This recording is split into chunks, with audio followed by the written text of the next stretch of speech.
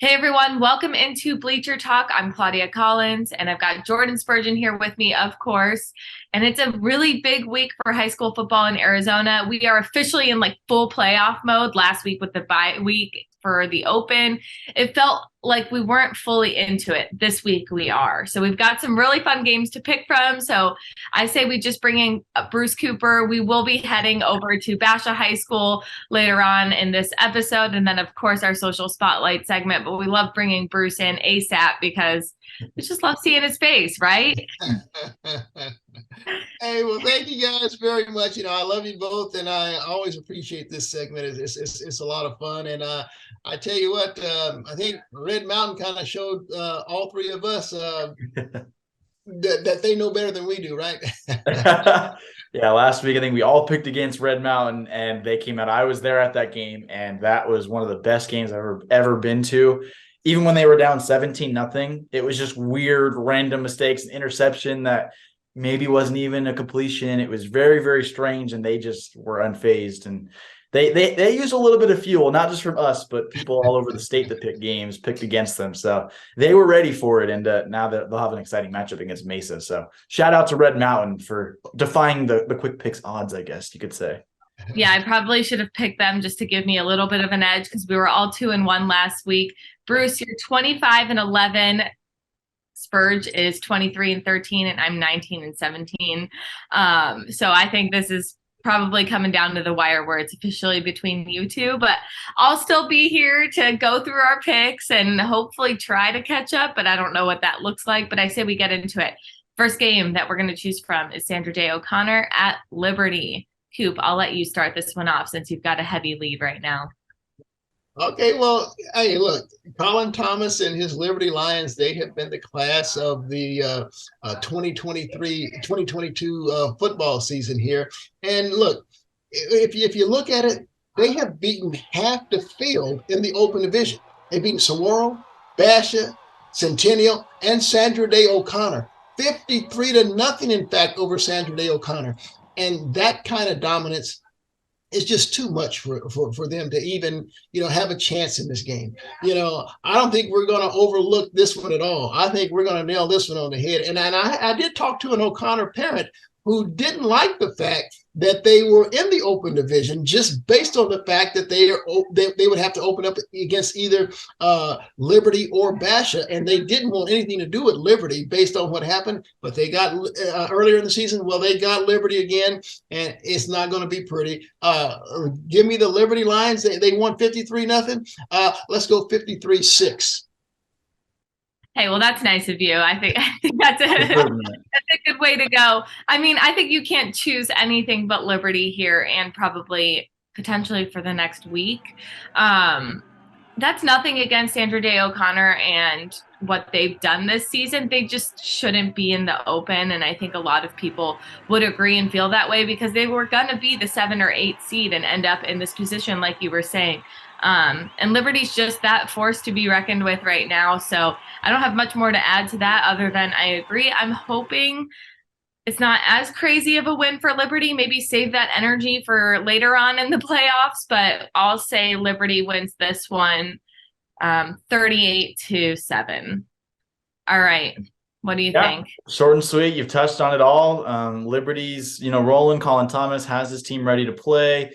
Loaded on defense. Offense is playing amazing. So should be an easy game for Liberty. I mean, you never want to say easy game. Like, Sandra Day O'Connor is here for a reason, whether it's a great reason or not. I know we've already all talked about Highland potentially being in that slot. I think that game could have been an actually really close game because Highland's defense is that good to slow down a Liberty Lions offense. But I just, great season for Sandra Day O'Connor. They can celebrate what happened in the regular season. Ordinarily, you want some postseason success to go with it, but when you're in this position, it's probably not going to happen. Give me Liberty.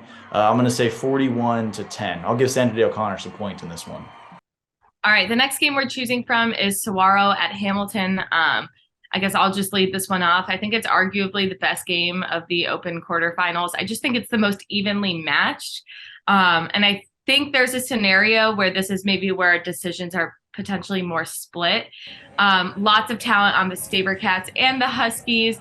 I think Saguaro isn't really, I know we've talked about it, but I feel like overall they're not getting enough credit for how tough their schedule has been this season. And anytime Saguaro's been in quick picks, that's something that we've highlighted. But at this point, for anyone to still question why they might be in the open, not that there's that many people questioning it, but maybe their ranking or position, I think they're right in their sweet spot. And I think the Saguaro Hamilton game is going to be really, really fun.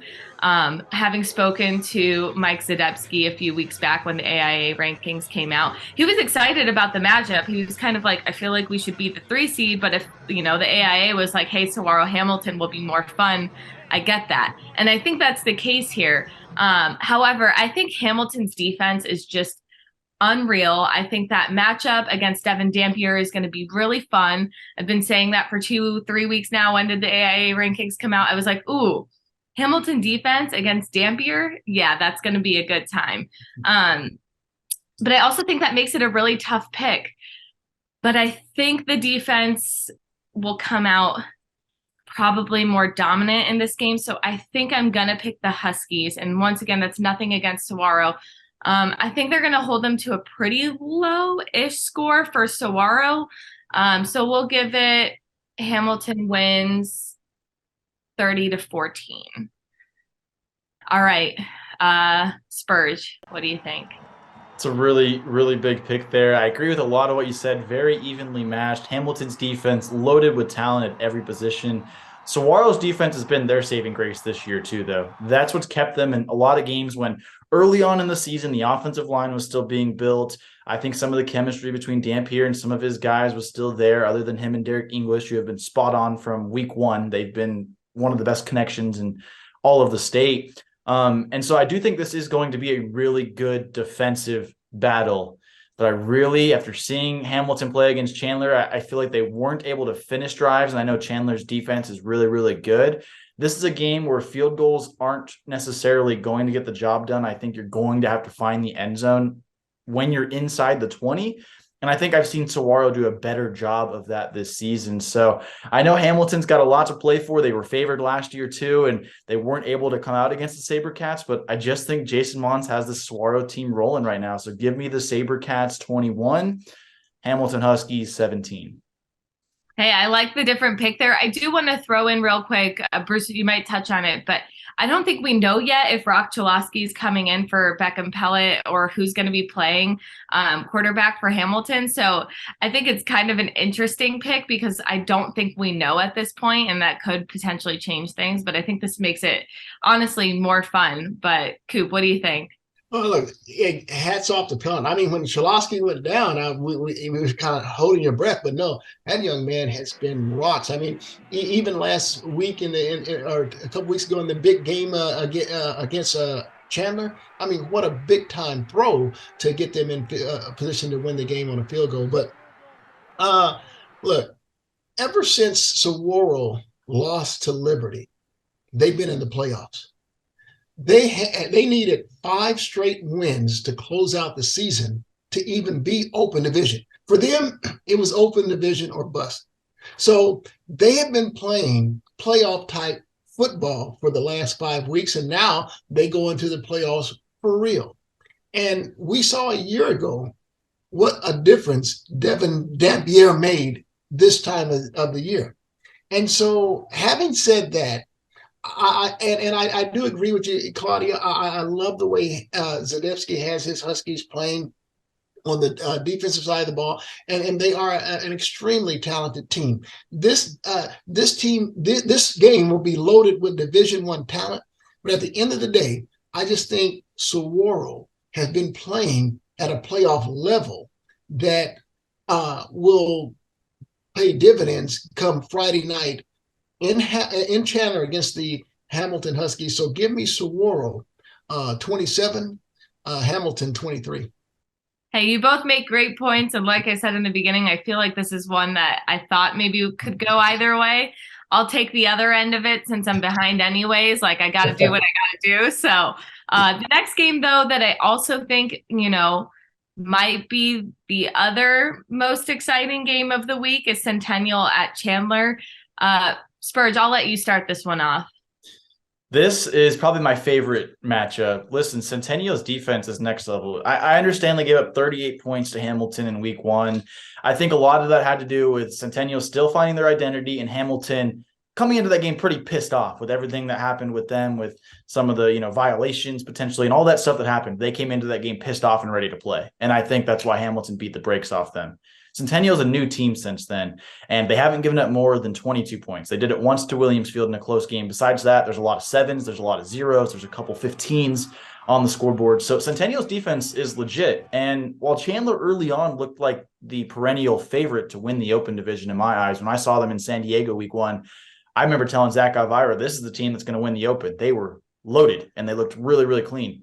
Since then, the few times I've seen them and everyone I talked to, they just have looked very, very clunky on offense. And so, people forget maybe Centennial was one of the reasons why this Open Division was created, along with Chandler and Saguaro, and they haven't had that opportunity to necessarily showcase that yet. Richard Taylor's squad has that opportunity now. And I think with what they have on defense, and we've already talked about it on previous shows, Khalil Valentine being out. Meanwhile, Clark, or the running back for Centennial, he is in. He's been one of the better running backs in the state as well. I just think Centennial is going to pull off the upset here. I don't know if a lot of people feel that way. I know Garrettson might have some things to say about that, but I do think Centennial right now is playing better football. Give me Centennial 15, Chandler 10. All right, Coop. What do you think? Agree with Spurge? Well, look, Spurge makes a lot of great points, and I was hosting Turkey Tuesday at a Bashas in Gilbert yesterday, and Rick Garrison and his Chandler Wolves players and some other assistant coaches, they showed up because Chandler every year, the Chandler Wolves, they donate. They come out and they donate for that cause. And so it gave me a chance to talk with Coach Garrison relative to their matchup Friday night against Centennial. And he says that Khalil Valentine is actually back practicing with them. Though he will not play Friday, they are holding out hope that if they escape Friday's game or against Centennial, that they can have him back for the following week. So, but he also reminded me of this. Richard Taylor and his team, they're playing fantastic football. He has the utmost respect for him. But the last 4 times that they have played Centennial, he tells me, they've been able to manage a win. And every game is hard fought. I don't expect it to be any different this week, but man, I'm going to have to lean towards Chandler because I agree with Spurge. They were the most impressive team I had seen when they had Khalil Valentine, that home run hitter. They don't have him, but seeing how they played against Hamilton, when it looked like the game was over, they found a way. They found a way late to take a lead, only to give it up on a long pass play to set up the game-winning field goal. I just have a feeling that Chandler just will find a way. They'll find a way somehow to eke out a win. I'm going to give them a 1-point victory, 21-20. Chandler, 21, Centennial, 20. Coop, I'm not going to argue with a close game there. I think for me, it was a split decision. I think I could go either way here. The one thing I will say is I was at Centennial's game against Liberty, and it was pretty shocking at the point I got to the game. The defense looked insanely good for Centennial, and to stop Liberty, which has been so dominant all season long on offense and defense, I expected to get there and it potentially be a blowout. I didn't really know what to expect. I hadn't seen Centennial at this point. I'd seen Liberty once, and Liberty's reputation all season has been, this is the Open Division team this year. So when I got there and it was a close game, I was thinking, Centennial. Okay, I need to keep that in the back of my mind. I do think Chandler without Khalil Valentine is an entirely different team, and him not being there Friday, I think if he was there, it would be an easy Chandler choice for me. I think without Khalil, I mean, to me, he's that whole offense. When he's got the ball, things just happen. And when it's not him, I just haven't seen that spark that Chandler had last season. It's just not there the same. I wasn't at that first game in California, so I've seen the clunkier offense. I'm still deciding here. Okay, so I think I'm gonna go Centennial without Khalil Valentine. I think I just have to. So I'm gonna make it close though too, just in reverse order. I'm gonna say Centennial 21-20 to make it fun. The last matchup that we've got though is ALA Queen Creek at Basha. Bruce, I'll let you start. All right. Well, let's put it to you like this. We saw Damon Williams lead Basha to its first undefeated regular season a year ago, only to stumble in the opening round of the playoffs last year. And I think they're going to be able to use that loss as a really not only a reminder, but something that they can build upon as they go into their matchup against ALA Queen Creek on Friday. And I look at, and no disrespect to Ty Detmer, the head coach there, and Max Hall, the OC over there. They've done just a tremendous, tremendous job. Their only loss this year is to their rival, Queen Creek Bulldogs. But I look at them the way I see Sandra Day O'Connor going into play Liberty. I just think that there's just too much talent on the side of the Basha Bears. And I think it's too much for ALA Queen Creek to overcome. So I'm going to take the 9-1 Basha Bears, their only losses to the undefeated Liberty Lions. And I'm going to take them to win kind of decisively here. I'm going to take them to win 42-14. All right, I've got a hot take early on here in the quarterfinals, but Basha's my team to win it all this year. And I've been saying that for a few weeks. I have been extraordinarily impressed by Basha every time I have seen them play. They're insanely talented on offense, on defense. They're stacked from top to bottom. As far as my job goes in the recruiting roundup, like Bash is the team I can't escape talking about every week because they've got so much talent. Once again, not a knock on ALA Queen Creek. They're also insanely talented. It's going to be a fun matchup for both teams. These guys know each other. They're just down the street from each other. I think they're going to have a fun time playing each other. Ty Detmer has done an awesome job with that team. They don't want to be in the open. I mean, we heard that weeks ago when we talked to Ty Detmer. They just wanted to win their division. And I think that they would have been a shoo-in for that. I also want to say that I think if Highland was in this position, I wouldn't be choosing Highland either. I liked Highland for the open, but I think regardless if they were taking ALA Queen Creek spot or Sandra Day O'Connor's, I don't think they would have gone, too far either. I think they could have easily, I don't want to say easily, but they probably would have lost in the first round in these positions with the teams that they're playing. So all that to say, I can't pick against Basha, and I don't see myself picking against Basha for the next few weeks. I think I see them in the championships. So I'm going to go Basha 40-15. Yeah, Basha, first year in the Premier Region, 9-1. They win the Premier Region, 19 players on all Premier Region teams. So that shows you the talent that you've talked about. And what impresses me the most this year compared to last year is they are physical and gritty this year. Last year, they were the shiny toy. They would make all the explosive plays and, oh my gosh, this guy's exciting and this guy's awesome. And it's all that flash where you're like, okay, when you talk about recruiting, that's awesome, but how does that translate to team wins? And I know they went undefeated, but when push came to shove, it just wasn't enough. And when I was at that game, I just saw the emotions on the sidelines from Damon Williams, from Bryson Dedman, Cole Martin, Day, literal tears. It hurt them, and it hurt them all off season. And so they built everything around, we want revenge next year. We want to show we're the real deal. And they've shown that in the regular season. The Liberty game aside, they've been pretty much unbeatable. Liberty was more of a mental thing than anything else that they're still going to have to overcome if that rematch does happen down the road in the championship game.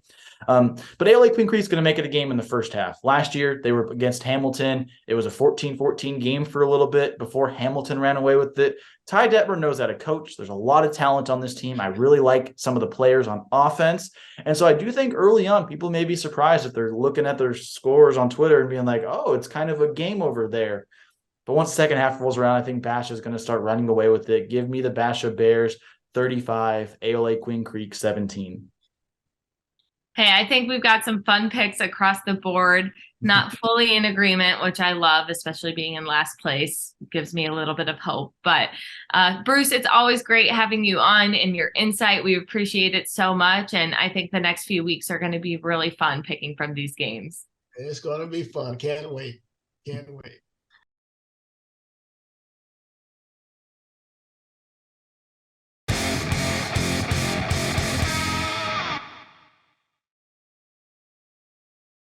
Welcome back to Bleacher Talk. I'm Jordan Spurgeon alongside Claudia Collins, and we're now here at Basha High School with head coach Chris McDonald. And coach, you guys are coming off a bye week, getting ready for the Open Division playoffs. That's the theme of this week's show. We're previewing the Open Division. How are you feeling about your team just coming off a bye and getting ready for your game against ALA Queen Creek? It's just game week, It's good to have something, a light at the end of the tunnel, if you will. The Friday game. Last week was a good week for us to get sick. We had about 25 kids out at the beginning of the week. Handful of coaches that got that flu bug coming around and we're going around, and so hopefully we're just all getting back healthy and ready to go. Well, you guys are coming off of a bye week. How did that treat you? Was it nice having the time off? Oh, it was. I think the whole team got to rest up. It was definitely a long season, kind of coming out of the stretch of really difficult games, and it was good to just get our bodies right and our minds right going into this. Obviously, the team success is there, winning the Premier Region in your first year over here, and if I did the math right, 19 guys make all region team on your roster. What does that say to you that you have that many guys that do it, but they just seem like they're not just, like the word that Claudia uses sometimes and I've used is that it's not just shiny toys and talent on the field, but it's actually like production that's happening with all that talent? Yeah, there's just a lot of really good players.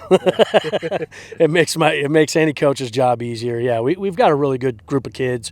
One thing that I will say about this group and is that they're very passionate about the game of football. They're very passionate about it inside the classroom and the film study and everything that comes along with that. And so they've put in a lot of time, obviously, to fine tune their body but to get mentally prepared as well, week in and week out. I mean, they're football junkies. We have a lot of football junkies on this team, and so as a coach, it's fun. The amount of motivation, external motivation, is not needed a ton.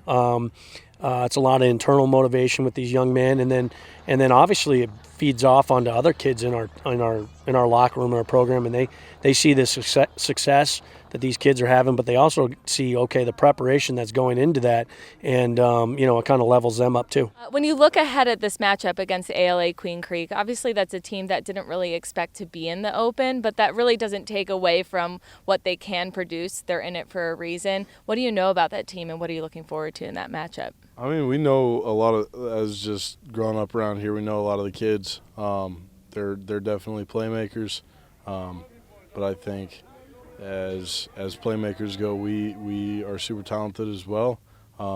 We have the tools to match up really well, and I also think we have the tools to win the game. I'll say, speaking on talent, you guys can both touch on this. I think if I did the math correctly, 19 players made Premier Region, all-region teams on your guys' roster this year. I mean, that's basically almost every single starter has made it into that position. What's it like being able to play with so many guys like yourself and others that are able to produce at a high level and get recognized for it? It's great. I mean, just being able to know that everybody around you a dog, everybody around you a baller, it definitely pushes you to be the best you can be. When you look at the teams you could potentially face down the line, there is Liberty, which there's maybe a little bit of bad blood, a little bit of taste for revenge there. When you look at the potential on this schedule, what excites you about that? I'm just excited that we're going to get to come out again. I mean, we had the Liberty, Hamilton, Chandler all in a row, and I think it's awesome that we're going to get the ability to showcase the highest level of football we can play. I was there last year when you guys faced Liberty, and I know it was a letdown, and I had seen the sidelines, and there was a ton of emotions, and even myself knowing, okay, there's a lot of these guys that are going to come back, they're going to try to learn from this. So what have you seen in their growth from last year to this year? I know it's still a new team, but a lot of the same guys, so what have you seen different? Well, I just think the maturity and the team chemistry, those young men have had an entire offseason of gelling together. We had a bunch of, team bonding events aside from football that we just wanted the kids to come together as friends, and not that they weren't before, but just that gelling. And I mean, we've had, everyone talks about our schedule, and it's not like we danced through it either. I mean, we had 3 games where we had to make comebacks, and we had to, when it got tough, we had to get going. And I think a lot of that is, again, just maturity, and I think a lot of that is the experience of playing a team like Liberty last year and losing, and then and then the team chemistry piece. Hey, well, team chemistry, you're not short on that on this team. And that's something I've seen at practices, at games. I mean, the way they celebrate together and just cheer each other on is different in a good way. But when you look at this next matchup, there's a lot of chemistry between these two teams, too, because they've got friends on the opposing team. So what excites you about this matchup? Well, this is a great challenge. Coach Detmer and Max Hall have done a phenomenal job. Obviously Max has been there for a while and building that program, and then Detmer coming in, Coach Detmer, and they're not missing a beat. I mean, this is the second year in a row that they've made the Open, and I get it. They got this, the number 5 and the letter A next to their name, but that doesn't mean anything. They're an open team.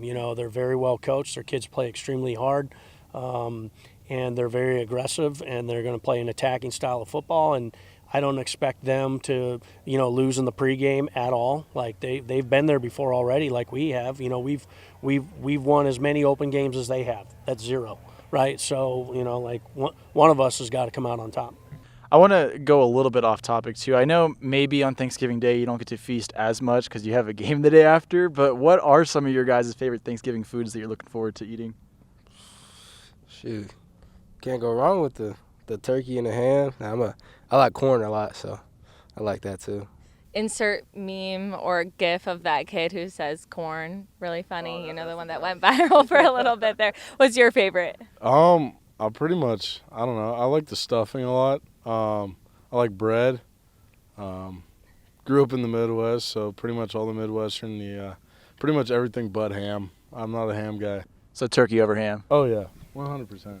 All right, you're having a Thanksgiving Day practice. Can let the guys build up an appetite for Thanksgiving dinner, lunch, whatever time they might be doing it. What's your go-to Thanksgiving meal or favorite dish? Oh, wow.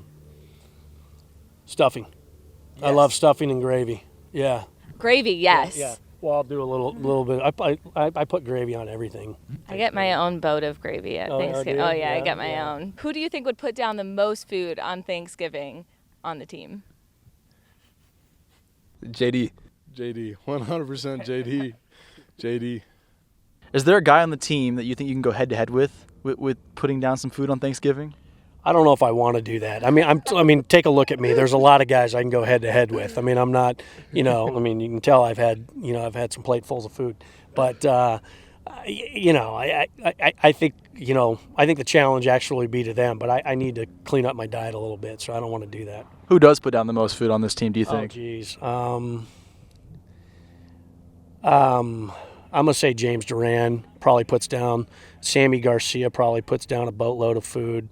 Ryan Blum. Although Ryan seems real picky. Seems like a picky eater to me. I haven't really gone. But just knowing Ryan, he's I'm sure he's a little more picky than some of the other guys. So I don't know if he can put down as much, but I'm sure. I mean, I'm sure he's had his fair share. Get in, get out early. Spend the day with our family, and I think that's huge. I mean, it's massive to get to have the opportunity to practice on Thanksgiving because, I mean, before they set it back, it was the teams going to the championship that play on Thanksgiving. So it's a treat that we get to spend it with our football family and then go home and spend it with our real family. So. 1, 2, 3, family!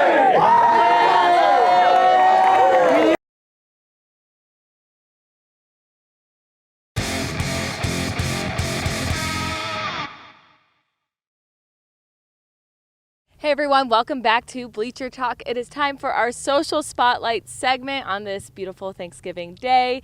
We've got Eliav Gabay here with us, who we're very thankful for and has, I'm sure, very much to share to have us all be thankful for on this social spotlight. So why don't you take it away?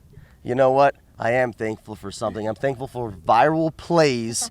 Hashtag should have been on SC Top 10. Our boy got it. Jacoby Lane, are you kidding me? with this one-handed grab. We're going to take a look at it real quick.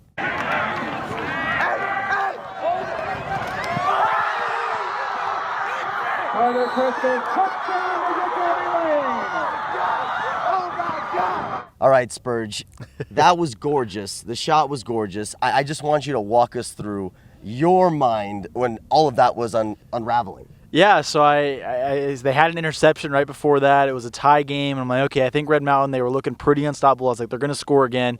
And normally I go off to the sideline corner, and that time I was talking. There was a couple kids over there that were all cheering on Jacoby Lane. Every game I've been to, there's been like multiple 10-year-olds that just love Jacoby Lane. He's just the guy for them.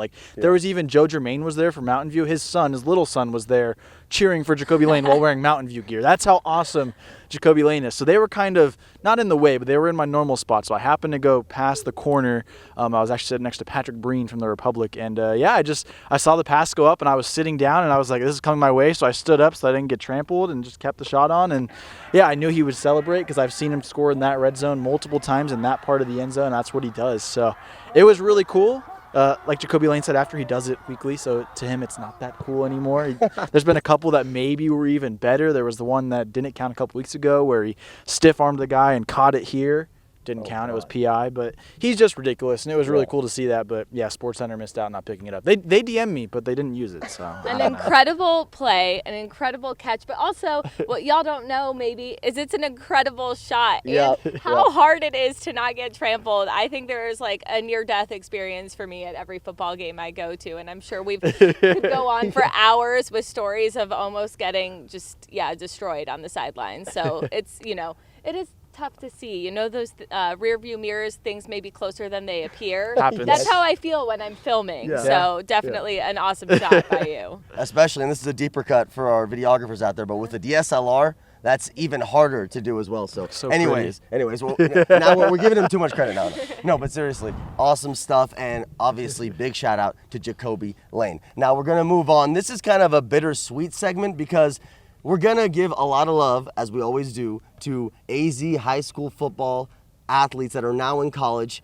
But it's bittersweet because, they could be in this state doing the same stuff. But it's okay. I digress. We're going to shout out Saguaro High alum Hayden Hatton, Idaho football, trying to make this man an All-American. And honestly, look at these numbers. You cannot argue with it. At least I won't for sure. Shout out to Hayden and best of luck. Also, NDP teammates meeting again.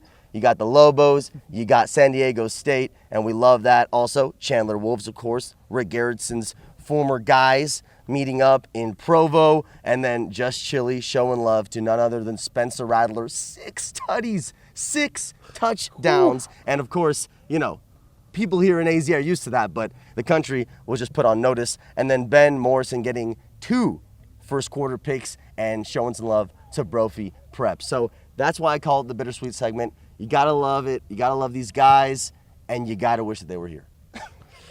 Yeah, all those guys, they had big aspirations, big universities, and they're really out there killing it. But I know there's some people in Arizona that would love to have seen them at Arizona State or U of A. But I know that's the topic.